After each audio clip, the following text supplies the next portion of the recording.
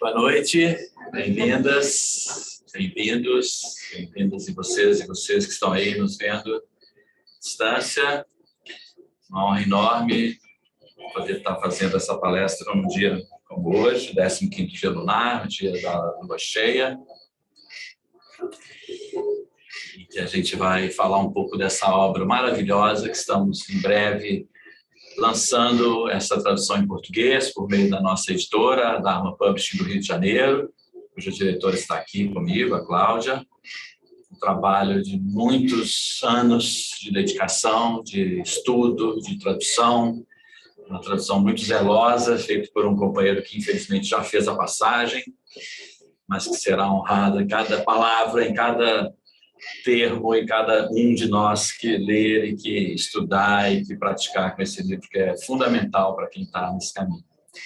Então, hoje eu vou falar um pouquinho, assim, muito sucintamente, que para falar sobre esse livro eu precisaria de, no mínimo, umas 20 palestras para poder cobrir, mas queria dar assim, um gostinho para vocês sobre a beleza dessa obra, a relação que essa obra tem diretamente conosco aqui no Centro Nyingma de Budismo Tibetano, na verdade com a linhagem Nyingma ligada a Tata Rinpoche, e por que nós nos debruçamos com tanto empenho para essa tradução e para poder fazer com que esse livro esteja disponível para todos nós. Então é um pouco sobre isso e eu quero falar hoje nessa palestra especial sobre o Caminho dos Heróis, o título dessa obra inigualável para todos nós.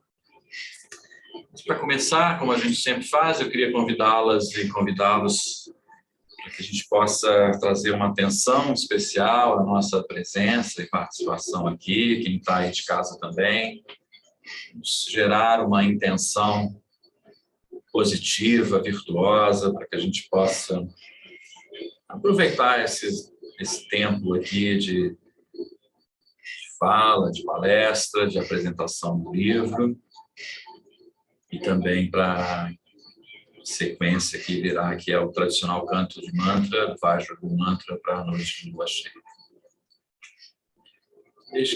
Primeiro veja que se você está numa postura bem confortável, para quem está aqui as almofadas, quiser encostarem nas poucas paredes que ainda há, ou cadeiras, como ficarem confortável.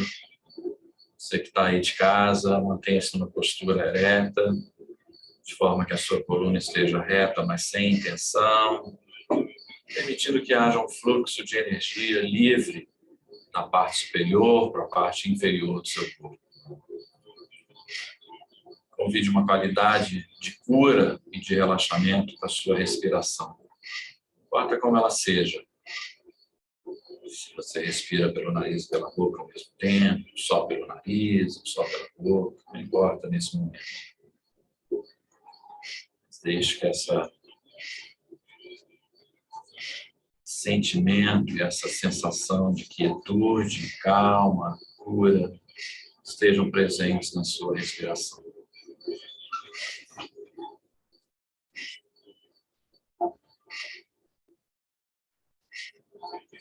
Eu vos convido para levar uma atenção especial para o centro do nosso coração, o centro de energia do coração.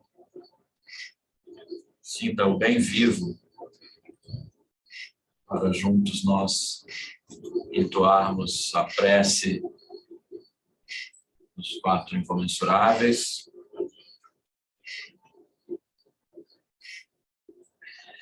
Vamos juntos ler comigo essa prece. Que todos os seres possam desfrutar da felicidade e das causas da felicidade. Que todos os seres estejam livres do sofrimento e das causas do sofrimento. Que eles nunca estejam separados da grande felicidade, livre de sofrimento. Que eles possam habitar na grande equanimidade, livres de paixão, agressão e preconceito. Juntinhos, apenas deixe que essas palavras decantem, reverberem, decantem internamente.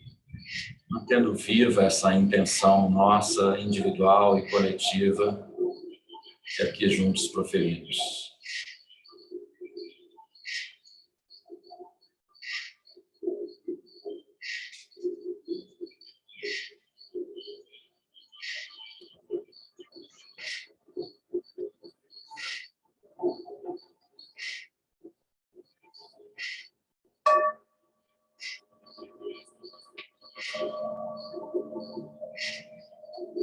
Eu sempre gosto de iniciar essas nossas conversas ou palestras, como que a gente chama aqui, fazendo o que eu chamo de indagação de partida, assim, que é uma forma da gente focar naquilo que eu vou falar e também despertar em vocês a atenção sobre algo que talvez nunca tenham pensado, enfim, ou que já pensaram certamente, mas que eu queria trazer para a nossa reflexão. E aí a minha pergunta que eu faço para a partida dessa nossa conversa é essa daí. Pensem aí por alguns minutinhos, cada um de vocês, né? O que você tem feito para conhecer melhor a sua mente, né? Ou se você fizer a pergunta individualmente, o que eu tenho feito cada dia, né, a cada tempo que passa, o que eu tenho feito para conhecer melhor a minha mente? Será que eu tenho colocado algum tipo de atenção nisso? Será que essa é uma questão que me toca, né? Por que eu preciso conhecer a minha mente? Mas como a gente vai falar sobre o caminho dos heróis, há uma relação que, ao final, a gente vai ver um pouco sobre essa pergunta. Então, fiquem com essa indagação aí de saída, né? O que eu tenho feito para conhecer melhor a minha mente? Será que eu já parei para pensar nisso? Sobre o que é a minha mente? Será que eu conheço bem a minha mente? Essa é a minha indagação de partida aí para essa nossa conversa, essa nossa palestra. E aí, como eu disse, é um livro, né, O Caminho dos Heróis, é uma obra de 2 volumes, quase 800 páginas, é uma obra completa sobre exatamente algo que tem uma relação direta com o conhecer a mente, porque é uma obra que apresenta um treinamento para a nossa mente, né? É um treinamento que é difundido, divulgado em todas as linhagens e as escolas do budismo tibetano, especialmente, né?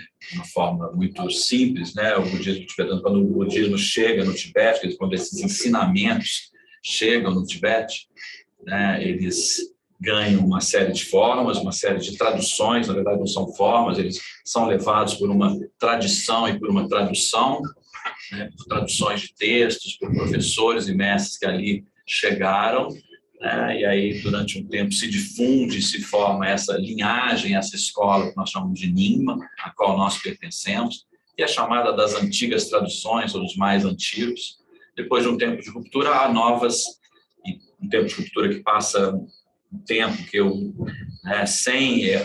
ensinamentos estão vivos lá no Tibete, mas ainda vivos, guardados em alguns recantos, em alguns eremitérios, e aí novamente ele se torna vivo, responsabilidade inclusive de um mestre que vamos falar, sobre quem vamos falar hoje, e aí novas traduções e novas tradições se desenvolvem. Então, isso que a gente chama de linhagens, quer dizer, essa transmissão de mestre para aluno, essa transmissão de certos ensinamentos que vão passando de mestre para discípulo e vão formando essa corrente inquebrável, né? Essa corrente contínua, vamos dizer assim, da transmissão dos ensinamentos, tal qual nós temos e como participamos, né? E pertencemos a essa linhagem Nyingma, ligados ao nosso mestre, venerável Tratan Rinpoche.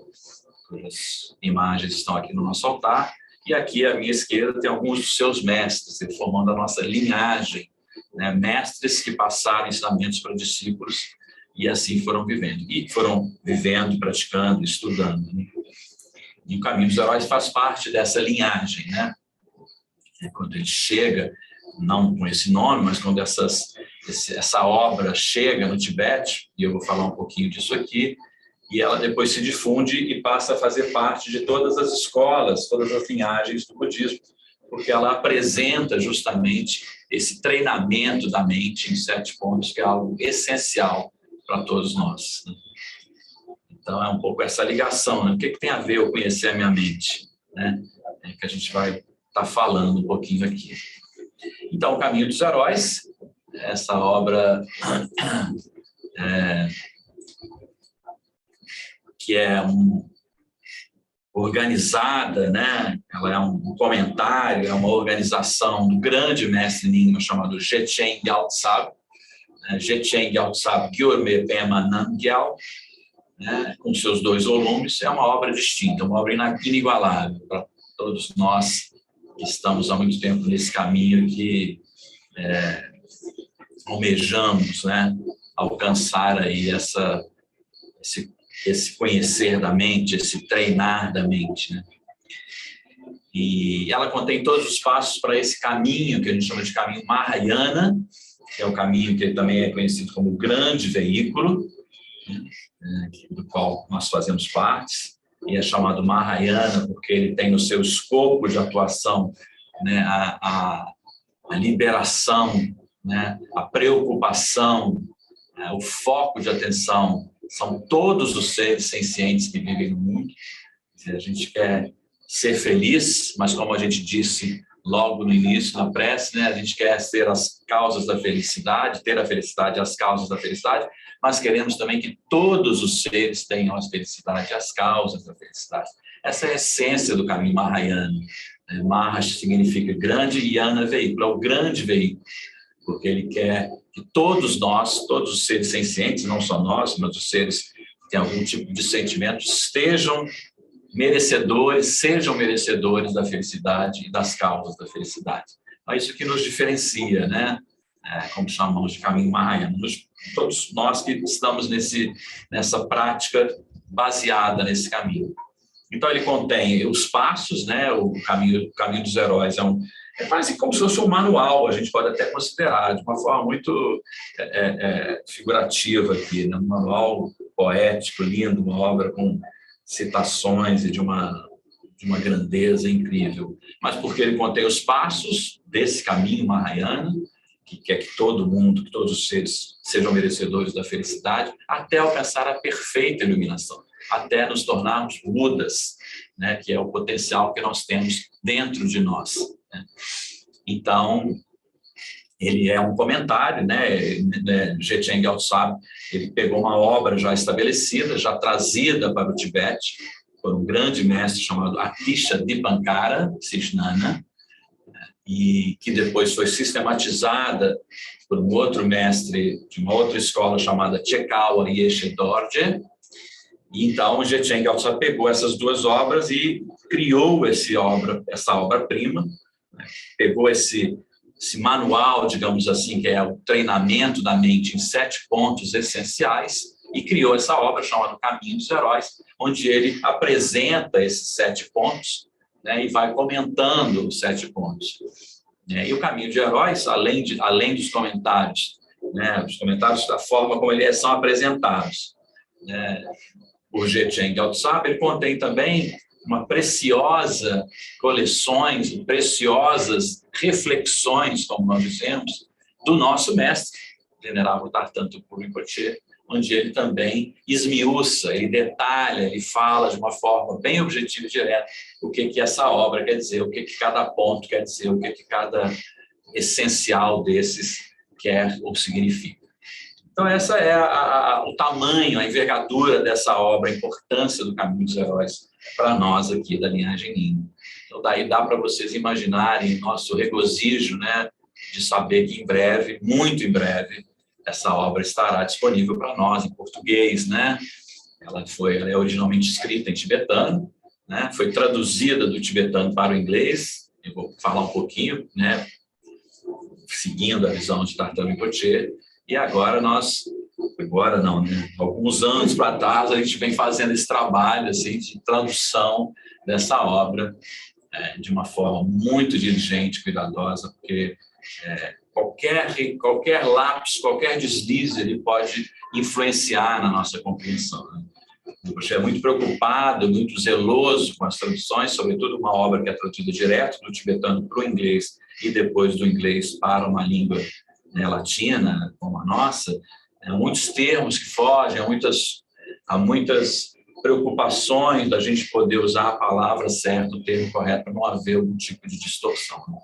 Aí estão imagens desses dois grandes mestres, Atisha Dipankara, que é um grande mestre, que não é da linhagem Nina, mas é de uma linhagem chamada Kadampa, justamente essa nova linhagem, essas novas traduções que surgem no Tibete após a ruptura, né? E ele é convidado para ir no Tibete, e aí ele começa essa nova linhagem, essa nova escola, essa nova seguidores, com novos seguidores, chamados de Kadampa, a partir de textos que ele traz, e entre esses textos há esse texto essencial, maravilhoso, fundamental, chamado Treinamento da Mente em 7 essenciais, em 7 pontos. E é um ensinamento que ele recebeu. Atisha era um grande erudito, como a gente chama, um pandita, né, indiano. Ele passou muito tempo com um mestre chamado Sirlimpa, na Indonésia, mais de 12 anos, e de todos os mestres pelos quais ele passou, foi o único mestre que concedeu para ele esse ensinamento, né, o ensinamento do treinamento da mente em 7 pontos. E aí, então, ele traz isso consigo. Depois, Chekawa e Eshedorje. Então, aí há uma série de... né, ele tem um discípulo fundamental, que é chamado Drontopa, que é ligado diretamente, que trabalha nesse texto. Eu resumi essa história aqui para não ficar muito tediosa para vocês e não ficar um monte de termos tibetanos que a mim me apraz muito, mas nem sempre são fáceis aí da gente estar acompanhando. Mas esses nomes são os importantes. Atisha, que é quem traz para o Tibete esse texto, o treinamento da mente em 7 pontos, então passa para seus discípulos, chega em Chekawa e Eshedorje, que o formata de um jeito mais, digamos assim, didático, mais palatável, né, com esses essenciais. E aí, então, Dzogchen Gyaltsab, o grande mestre Dzogchen Gyaltsab, que esse sim, né, um mestre da linhagem Nyingma, ele cria, quer dizer, ele quem sistematiza, vamos dizer, esse treinamento nessa obra maravilhosa chamada O Caminho dos Heróis. Dzogchen Gyaltsab era um mestre completamente realizado, ou seja, tinha total domínio sobre a sua mente, tinha total conhecimento dos ensinamentos, e era um mestre de uma bondade inigualável, de uma sabedoria ímpar, né? Um mestre da linhagem Nyingma, embora ele também pudesse ter recebido outros ensinamentos. Mas aí é dito que ele recebeu todas as linhagens Karma. Karma são as instruções orais que os mestres recebem, né, de outros mestres anteriores, e a linhagem Terma. São as duas formas que a gente tem de designar como é que as transmissões são passadas no Tibete. Karma, que significa oralmente, né, e Terma são ensinamentos escritos, são tesouros, ensinamentos tesouros, como a gente chama, que são escondidos, que são concedidos, que são selados, que são colocados em lugares especiais para serem encontrados em determinada ocasião por certos mestres, tais como Dzogchen Gyaltsab. Então, ele recebe esses ensinamentos dessas duas linhagens, só para dizer assim, a completude dos ensinamentos que ele dominava, né? E ele recebe, então, esses ensinamentos, o Rinchen Terzor, que é um grande tesouro de ensinamentos termas, né? Ensinamentos que remontam a outros mestres de extrema importância para a nossa linhagem, como o inigualável, insuperável, o onisciente Longchenpa, né, que é um mestre também super importante na nossa linhagem. E ele também detém ensinamentos de outros mestres, chamados Marpa e Milarepa, que são ligados a uma linhagem que não é a Nyingma, que é a linhagem Kagyu, mas que também tem toda uma relação conosco. Eu não vou entrar em detalhes das linhagens para não ficar algo confuso. Uma hora eu já fiz uma palestra sobre linhagens, posso fazer novamente. O importante é entender que todos se juntam, né, às vezes com práticas e textos diferentes, mas tem um objetivo comum, que é encontrar a solução, encontrar a causa da felicidade para poder, né, viver da felicidade, das causas da felicidade, encontrar aquilo que pode acabar com o sofrimento e as causas do sofrimento, para, de fato, tornar a nossa vida melhor, né? Tornar a nossa vida menos sofrida e mais feliz. Menos sofrimento, mais felicidade, né? Era um praticante renomado, quer dizer, um mestre dessa envergadura, com esse conhecimento, com essas, tendo recebido todas essas transmissões, ele era muito renomado né, reconhecido onde morava por todos, né? E muitos queriam ser seus alunos. Nós temos uma relação importante com ele, eu vou falar já já, por isso que ele é tão importante para nós, por isso que O Caminho dos Heróis é um livro que nos é tão caro, é tão querido, tão importante, né? É dito que quando o seu corpo foi cremado, desapareceu sem deixar traços, né? É muito comum quando os mestres fazem passagem, né, e o corpo físico permanece, é um episódio de cremação, né? E aí ficam relíquias, sobram relíquias que são importantes, que se cristalizam, né? E Jetchen Gyaltsab, após o seu corpo físico ter se cremado, é dito que não deixou traço nenhum, mas onde a fumaça decantou, se depositou nas folhas, né, ali se formaram esses cristais, essas relíquias, né? Tamanha a importância dele. Nós temos uma professora, e aqui eu coloco isso também mais à frente, que ela falava que ele era um mestre tão bondoso, tão maravilhoso, um mestre tão incrível, né, que o seu corpo era como se fosse transparente, podiam ver através do corpo dele. E aqui no texto fala isso mesmo, que ele era um corpo reluzente. Então, Jetchen Gyaltsab, ele estabelece alguns monastérios. Com isso, ele cria, né, assim, um segmento de alunos e discípulos que vão estudar, que vão receber ensinamentos com ele, né? Então, ele cria um monastério chamado Jetchen Tenmi, né, que é um monastério na região de Kham, que é uma região mais ligada ao Tibete Oriental, né? E é um dos principais, acaba se tornando um dos principais monastérios da nossa linhagem, da linhagem Nyingma, né? O monastério de Jetchen foi construído tal como um outro grande monastério Nyingma chamado Mindrolin, né, que fica esse no Tibete Central, e é famoso por vários mestres que ali seguiram, né? Frequentaram o monastério de Jetchen alguns mestres de extrema importância para nós, né? Jetchen Rabjan, cuja imagem nós temos aqui, que é professor de um professor do nosso professor. Então, isso vê a nossa, quão direto estamos ligados a Jetchen Gyaltsab. O próprio Jetchen Gyaltsab, né, que foi também um discípulo de Lama Mipan, que é um mestre importante da nossa linhagem, e Kontrul Lodro Tayé. O monastério Jetchen foi muito ligado a esse grande mestre erudito, mestre do século XIX e século XXII, chamado Lama Mipan, inigualável, um erudito, um grande professor, um mestre que deixou muitos textos, muitos ensinamentos para nós, que passou muitos anos em retiro próximo a esse monastério. Jetchen Gyaltsab reuniu as obras do Lama Mipan, publicou essas obras, né, construiu uma estupa especialmente para ele, para honrar a memória de Lama Mipan, de quem foi aluno.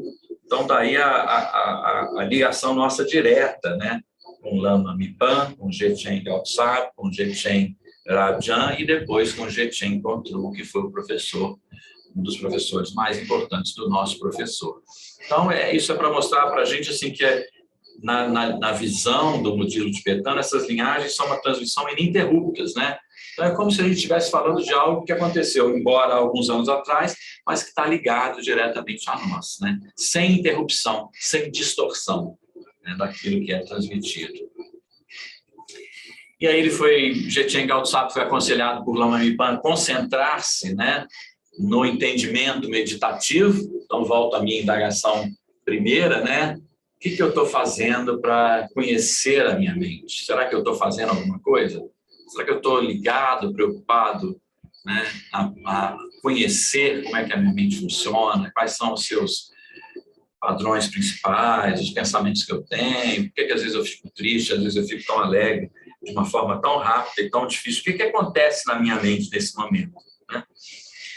Então, Jetchen Gyaltsab foi fortemente aconselhado por Lama Mipan para focar os seus estudos no entendimento meditativo, buscar essa investigação, né, investigações filosóficas mais sutis, e aí, então, ele se torna um grande erudito, um mestre meditante de mais alto nível, né? Ele realiza que a mente e a substância têm um único e mesmo sabor, quer dizer, ele consegue compreender a realidade da mente, de todos os fenômenos, de todas as coisas, né? E ele, então, com isso, ele se torna um grande expoente da sabedoria e dos ensinamentos mahayanos que estamos falando, que visa, né, essa tem essa visão, né, de que todos os seres sejam merecedores da felicidade, das causas da felicidade, que todos possam estar livres do sofrimento, das causas do sofrimento. E aí é dito isso, que a corporificação física dele era transluzente, então ele refletia luz, a gente podia quase que ver por ele, né? Como se ele fosse transparente, tamanha a sua realização, né? Um ser imaculado, no melhor dos sentidos, né? Sem obscurecimentos emocionais, né? Como nós tanto temos. Os maiores mestres do final do século XIX foram os seus alunos, foram ouvir seus ensinamentos, entre eles o grande e venerável Jamyang Khyentse Chokyi-Lodro, o principal mestre do nosso mestre, cuja imagem está aqui também. A gente já encontrou também mestre do nosso professor e outros mestres, que foi a reencarnação de Kunzan Tempe Nyingma. Então, assim, isso dá para a gente o porquê que a gente tem tanto carinho, tanta afeição, tanto amor por essa obra chamada O Caminho dos Heróis, porque ela está muito ligada aos professores do nosso professor, ao professor de Tartan Tupur Rinpoche. Bem-vindas, podem se acomodar ou conseguirem.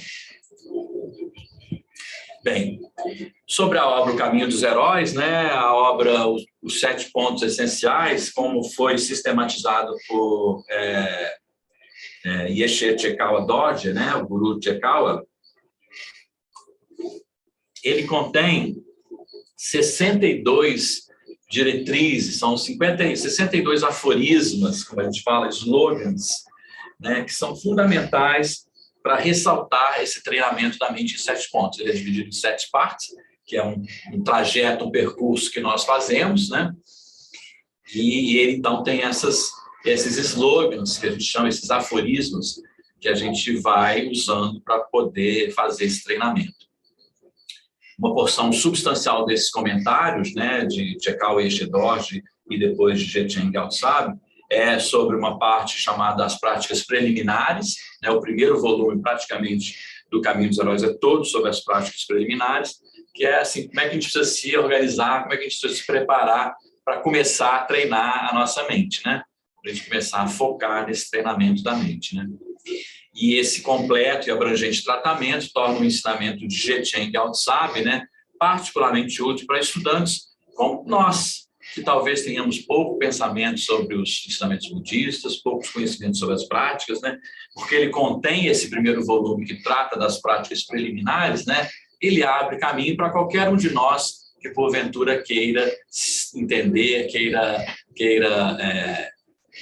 se aventurar aí desse caminho dos heróis, desse caminho do treinamento das mentes. Pode entrar, tem gente à porta?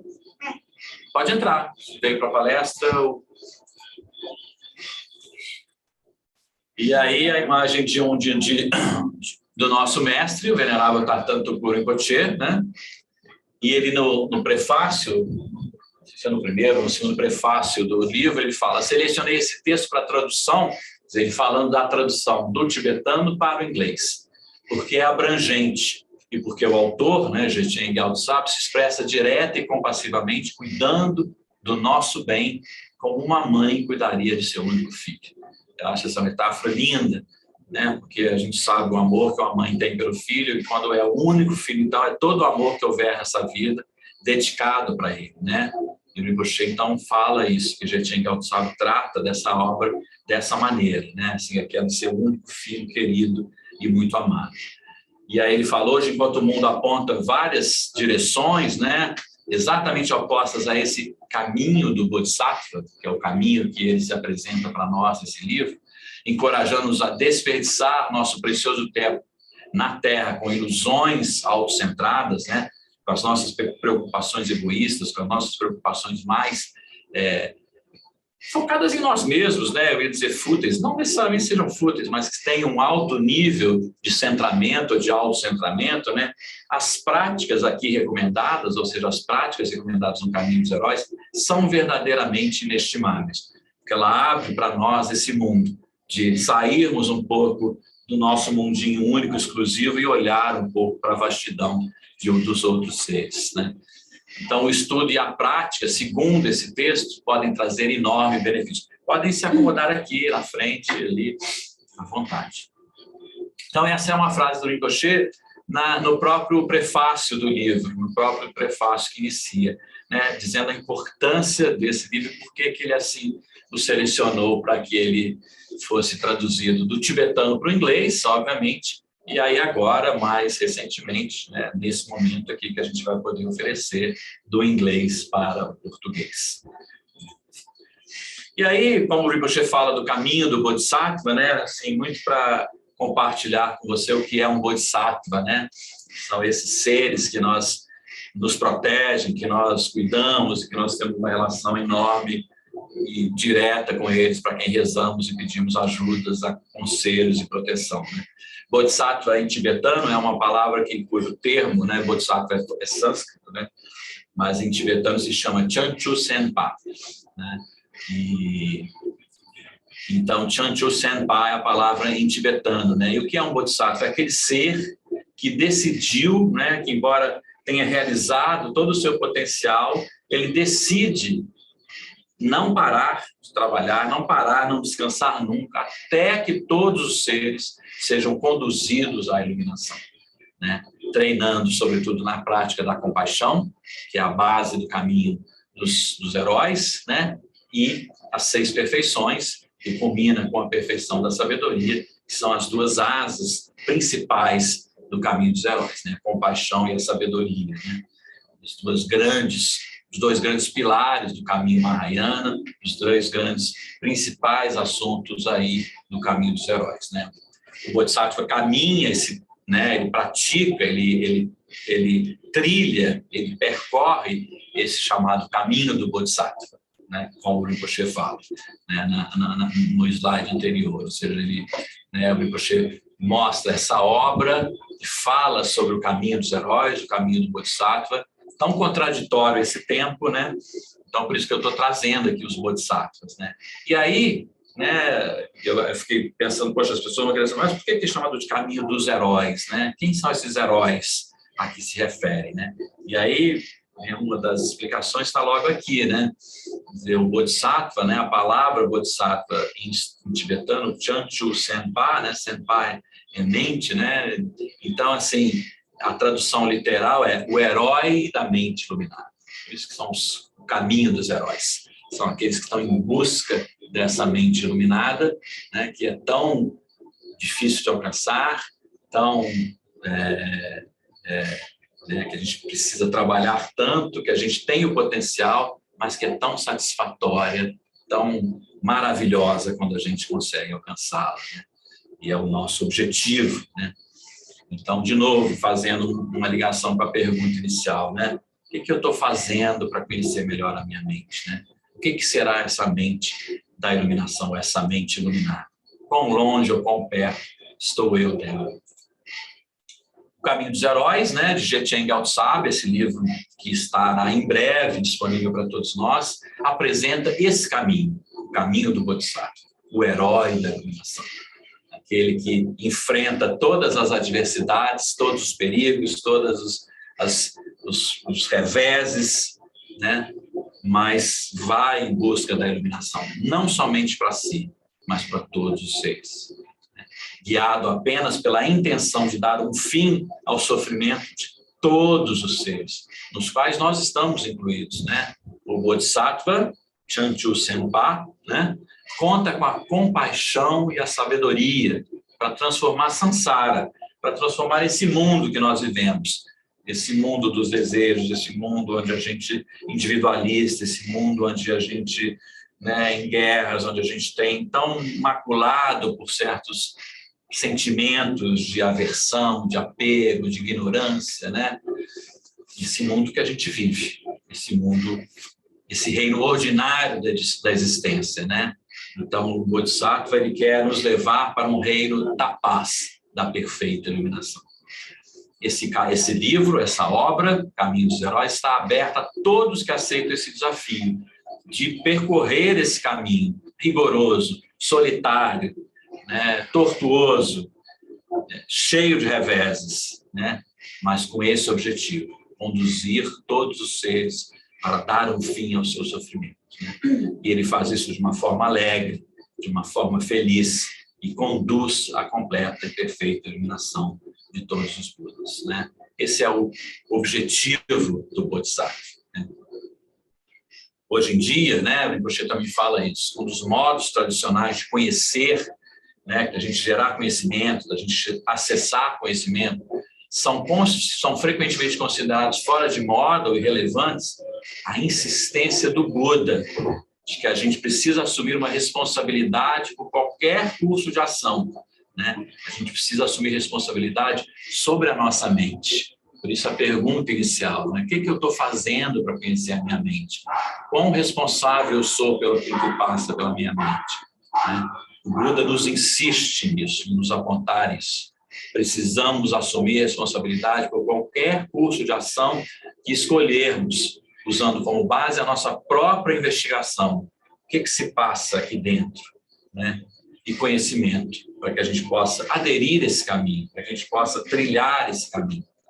Para a mente moderna, talvez o mais atrativo aspecto desses ensinamentos seja o comprometimento do Buda com essa investigação. O que se passa na minha mente? O que eu estou fazendo para conhecê-la melhor? Como é que eu fico em paz com a minha mente? O caminho para a iluminação é baseado nessa investigação. É um convite para que a gente possa investigar isso, combinando assim uma cuidadosa observação de todos os aspectos da existência, com um apaixonado compromisso de agir de acordo com a verdade daquilo que é visto. Então, é uma verdade sem máculas, sem véus, né, do gosto, não gosto, do quero, não quero, do feio, bonito, sem as máculas dessas emoções que obscurecem a nossa visão e que não nos permite ver as coisas como elas realmente são. A gente fica o tempo todo chafurdando, né, na nossa mente, no nosso autocentrismo, querendo que as coisas sejam do nosso jeito, querendo que as coisas sejam conforme a gente pensa, brigando que a nossa opinião seja sobrevalha sobre a outra. E aí, então, me conduzindo para uma finalização, porque senão eu vou falando até não sei que horas, ainda mais quando o assunto me toca tão lindamente, eu escolhi esse trechozinho muito, muito simples. Eu fiquei horas, hoje à tarde, escolhendo vários trechos, mas para trazer algo que pudesse dar um sabor e que tivesse uma relação, porque eu também não queria trazer termos muito sofisticados para nós, não nesse momento. E aí há uma parte, um dos capítulos, né, chamado Qualidades do Professor Espiritual, que é logo do primeiro volume, que trata das práticas preliminares, onde é dito assim no texto. Para obter a iluminação perfeita, o que quer que ela signifique nesse momento para vocês, né? Dentro dessa pergunta, do que eu estou fazendo para conhecer melhor a minha mente? O que é essa mente iluminada? O que é essa perfeita iluminação, né? Então, é dito no livro, para obter a iluminação perfeita, faz-se necessário corporificar toda a excelência, dominar a maestria, toda a ação virtuosa e toda a sabedoria. Então, a gente ter domínio sobre isso, escolhermos agir de forma virtuosa, escolhermos agir de forma que a gente possa acumular mérito, fazer o bem aos outros, fazer o bem a nós mesmos, né? E toda a sabedoria. A maneira de acumular essa virtude, ele fala no texto, é confiar na orientação de um mestre espiritual. Então, quero trazer aqui essa parte que eu achei que era relevante para nós, né? Até porque eu trago o Tartan Rinpoche na apresentação, né? Que é quem nos guia, que é quem nos orienta, que é quem teve essa decisão há dezenas de anos atrás de traduzir o Caminho dos Heróis do tibetano para o inglês e agora nos dá as bênçãos para que a gente possa lançar essa tradução em português, né? Então, a melhor maneira de acumular a virtude é confiar na orientação de um mestre espiritual. Sem essa orientação, a gente não consegue alcançar essa suprema iluminação. Você também deve abrir mão de tudo que traga obscuridades produzidas pelas emoções, pelos conceitos, pelo nosso modo dicotômico de agir, de quero, não quero, eu e ele, eu e o mundo e eu, né? Mas, de novo, a maneira da gente realizar esse desapego, abrir mão, basta de ter emoções negativas, basta de fomentar em mim a inveja, o ciúme, ou a aversão excessiva, ou a confusão, né? A gente pode optar por isso, a gente pode abrir mão disso. A maneira de conseguir realizar esse desapego, de novo, é por meio da confiança num professor espiritual. Então, eu achei que esse trecho tinha muita relação, porque o próprio Caminho dos Heróis é uma orientação de um grande professor espiritual, do Quilate de Jetchen Gyaltsab, um mestre imaculado, um mestre cujo corpo físico era transparente, reluzente, porque ele não detinha nenhuma obscuridade, né? Ele não guardou em si nenhuma emoção negativa, nenhuma emoção perturbadora. Então, na verdade, um convite para que a gente possa dar esse voto de confiança aos nossos mestres. Obviamente, a gente deve saber quem eles são, deve pesquisar a idoneidade, as credenciais, como diria o saudoso Miludo, grande mestre, mas precisamos confiar na sua orientação, tal como nós confiamos aqui no venerável Tartão. Então, trouxe esse trechinho assim, para dar um gostinho muito, muito sutil aí na nossa palestra, do que é essa obra no Caminho dos Heróis.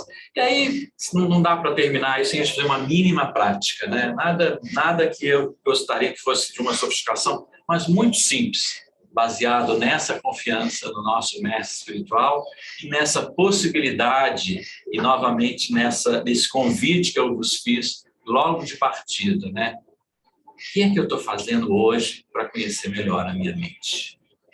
Essa aqui é meu desejo aqui com vocês. Eu vou conduzi-los a uma prática muito rápida. Mas, para isso, eu vos convido a que sentem confortavelmente, se você estiver na cadeira, de preferência, costas retas. Se puder não estar encostado no espaldar, ok, senão não tem problema. Quero que estejam confortáveis. O que mais importa é o vosso conforto do que tudo.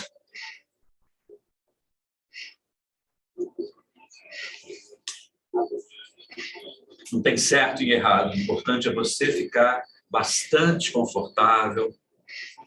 Convide uma qualidade de relaxamento e calma para a sua respiração. Um modo de respirar suave, lento. Se você estiver familiarizado, respire pelo nariz e pela boca ao mesmo tempo. Se não, respire da forma que vos é mais conveniente. Observe a qualidade da sua respiração.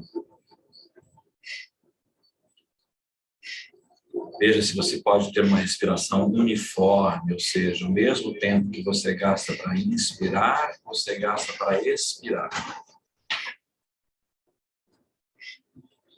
Observe a qualidade da sua respiração. Ela é pesada, entrecortada, agitada ou profunda?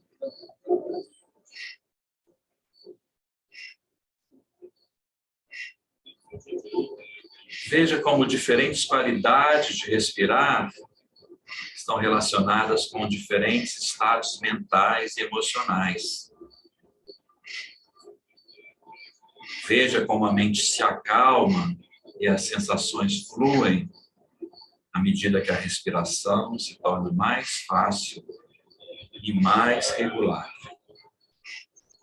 Mesmo tempo que você gasta para inspirar, você gasta para expirar, sem forçar. Uma respiração calma, relaxante, fluida.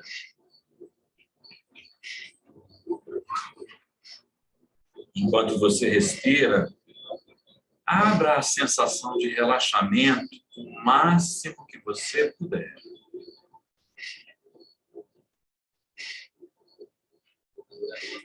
Enquanto respira, abra a sensação de relaxamento o máximo que você puder. Una sua atenção com a respiração e daí expanda, vai expandindo todas as sensações que surgirem, sem precisar nomear. Surge uma sensação, expanda ela na respiração. Quando o ar sair, leva essa sensação para fora do seu corpo. até não saber mais onde estão os limites do seu corpo. Deixa que seu corpo vá se expandindo nas sensações mais e mais. Até que talvez você não saiba nem aonde estão os limites do seu corpo. Tudo que você pode sentir é o sentimento e a energia sutil que flui com a respiração.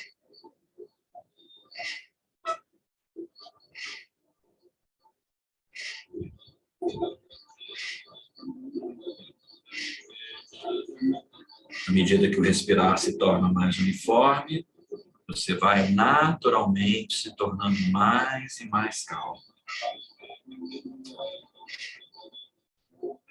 As tensões musculares se dissolvem.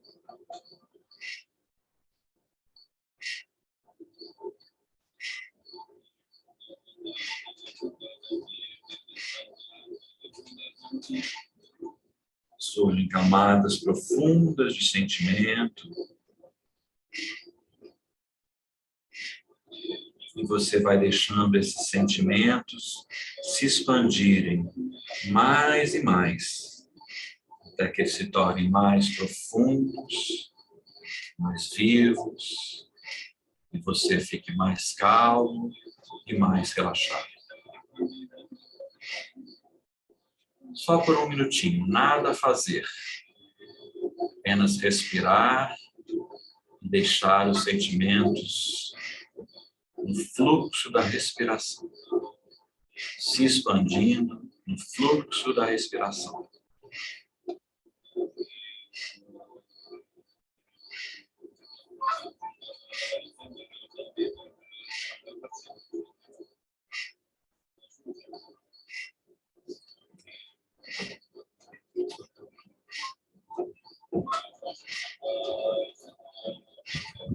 O que é que eu estou fazendo para conhecer melhor a minha mente?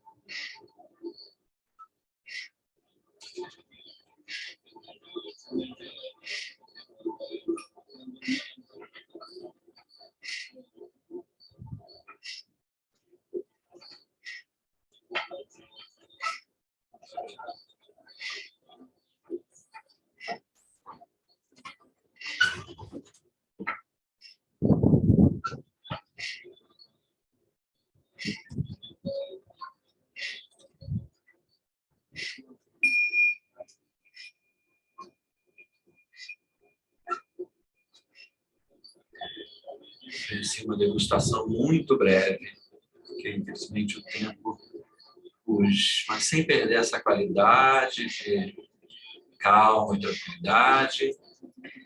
A gente está com essa obra no lançamento de pré-venda, para quem se interessar.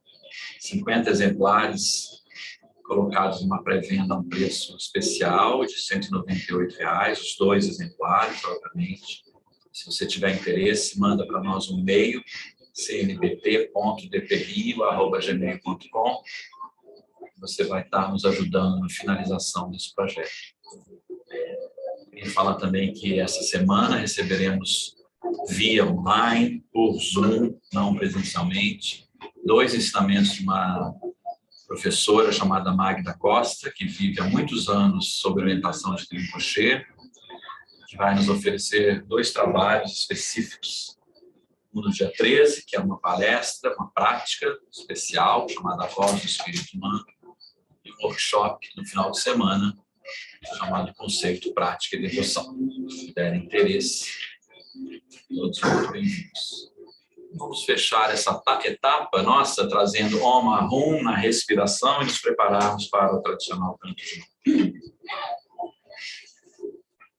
Om Ahum.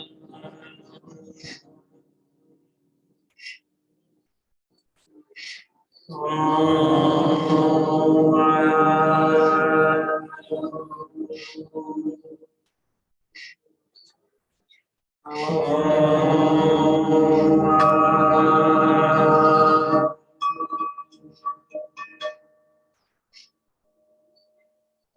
Você se agradece, eu vos agradeço a paciência.